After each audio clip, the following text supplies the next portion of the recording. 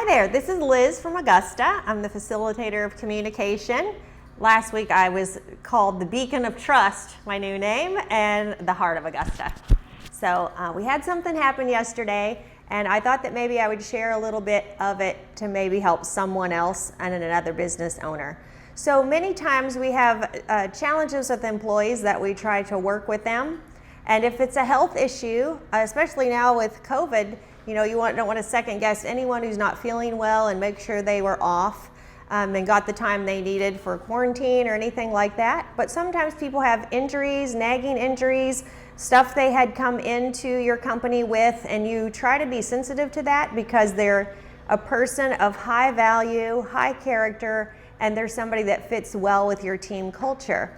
So we had someone who had some really bad migraines, and they actually had this all checked out, and it turned out to be some difficulty in their spine from their childhood and the way they had grown, so they needed a lot of therapy. And so we started working with them on their therapy, and they were able to take multiple days off and get better and work on that. But they were continually late and calling in multiple times because they, of course, with migraines, they're horrible, and you need to be in bed, and you're not going to make somebody come to work in that kind of condition when they're throwing up and very ill.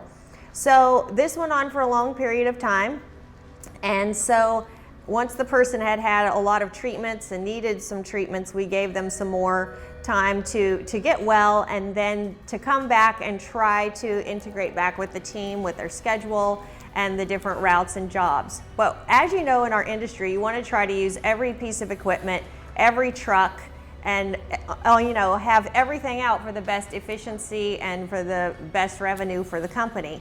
So what was happening is I needed to give them a lighter duty or a shorter day, but they'd be taking a truck for the whole day and would only be able to do 2 or 3 mows and then come back. So what we decided was best for the company and for this person to take a little bit of a leave of absence and do all their treatments and therapy and come back because we wanted them back.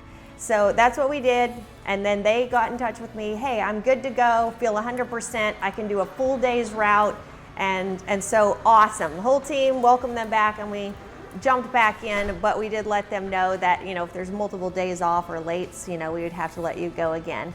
So yesterday, it kind of came to that point again. So what is more important than absolutely anything else for your team and the culture is that you show up. And if you're very talented, good at something maybe the other team members aren't, and all the business owners struggle with this. It could be somebody who's really talented and the team can't do without them on certain projects, but their attitude is horrible and it's like poison amongst the team. Then for the sake of the team, you need to make the hard decision to let that person go. You would watch other people rise to their position and take their place with a good attitude, and knowing that you cared about the rest of the team enough to let them go is very important. This person was not like that. They were absolutely fantastic, loved by everyone, fantastic communicator about their jobs and their routes. And actually this past week, Lee had them go do a repair on a fence for a customer, and it's something they were able to just figure out, troubleshoot, and just took care of it. And somebody like that is very, very appreciated to have on the team. So they were late 3 times in the past week, and we had our off-site team meeting and said they were going to be there and never showed up, and just multiple things like that where it's saying to the team that, okay, the rest of you need to be here, we're on P for P, we want to get in our trucks and get out the door, but if you show up late, okay, we'll just work with you. So we arrived for mowing at 7:50. We're supposed to be ready to roll out, and on P for P, it's to your advantage to get ready and get out of here. So it was a 2-man team, and the one guy was in his truck sitting ready to go, and the other guy drove in at 7:52. And so I went out and talked to him, and he knew, like, it's happened multiple times. I don't know why, there's no reason for it, I'm really sorry. And can I talk to Mike? And I said, well, actually, no, you probably don't want to talk to Mike, because when you were late last week, he told me I should fire you. And so I knew that Mike would more than support that, and probably not be as lenient as me even.